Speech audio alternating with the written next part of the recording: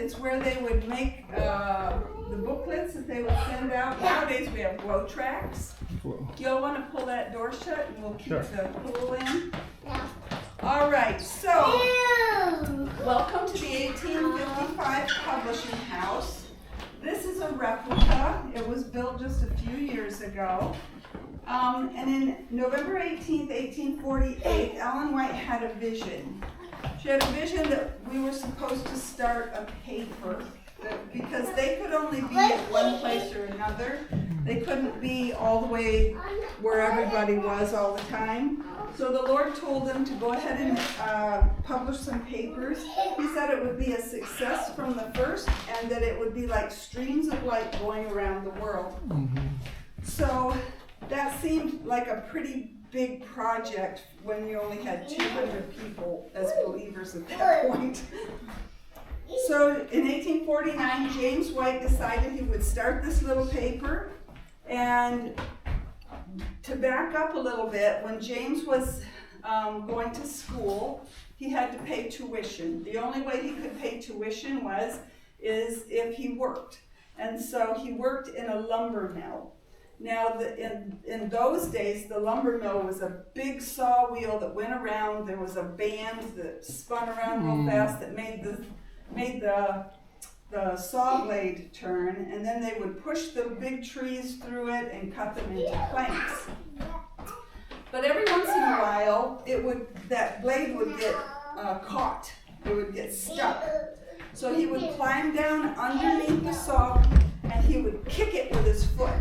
And when he would kick it with his foot, then the blade would start going again. Well, one day he kicked that and it kicked back.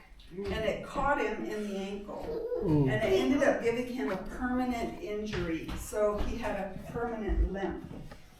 Well, now you're back up to 1849, and he wants to publish 1,000 papers to be able to send out to people.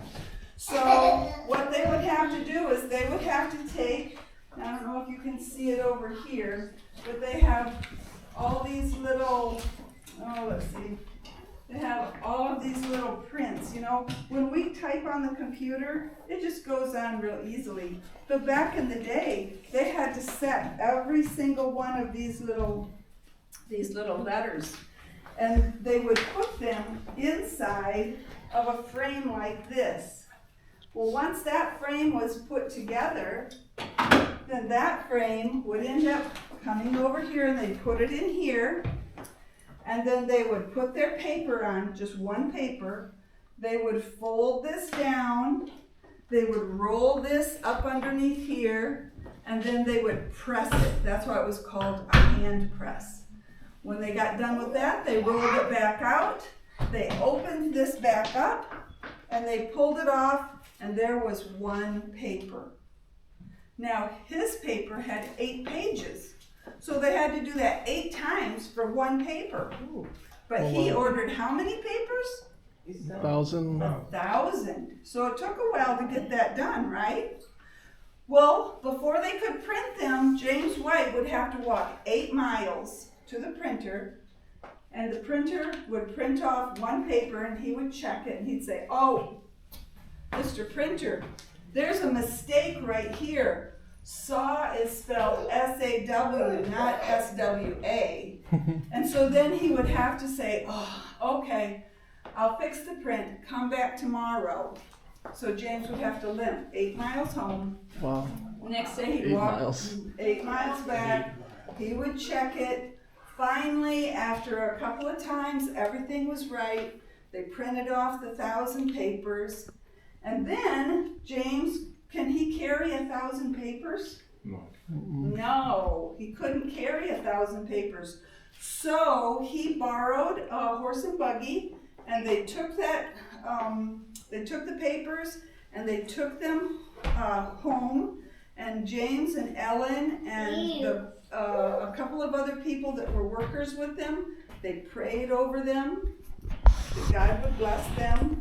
And now that they have the papers home, how are they going to get them out to the people? They have to take every single paper, they have to fold it,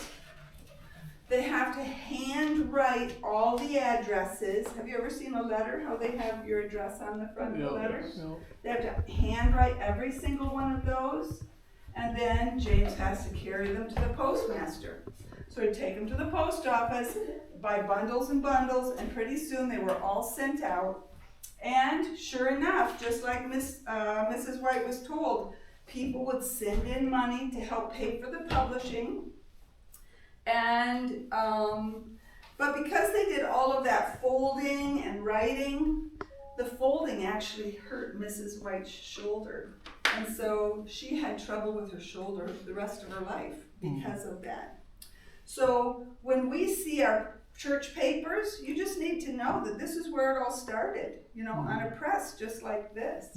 So we need to appreciate what we have. We're very blessed. So the first publication was called The Present Truth. Then there was the Advent Review. Then they combined it and called it the Second Advent Review and Sabbath Herald. Then they called it the Review and Herald. Then they called it the Adventist Review. It's a publication that's continued from the beginning. So today we have 56 publishing houses around the world, and we distribute literature in more than 300 languages. So those streams of light really did go around the world. Okay, let's go on out. And we are going to go